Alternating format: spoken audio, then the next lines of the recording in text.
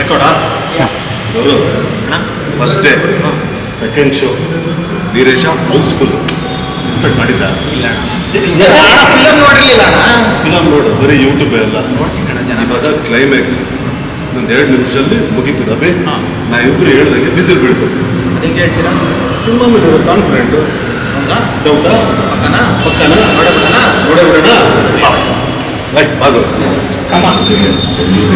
ನೋಡೇ ಬಾ ಸೈಲೆಂಟ್ ಆಗಿದೆ ಬನ್ನಿ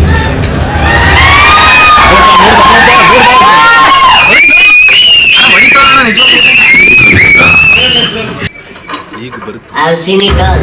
I've seen the storm. I don't fear the tide because I have faced it all. I don't need to hide. I'm going to go inside. I know how to strike because I have seen the storm. ಕೊನೆಗೂ ಹೇಳ್ಬಿಟ್ಟ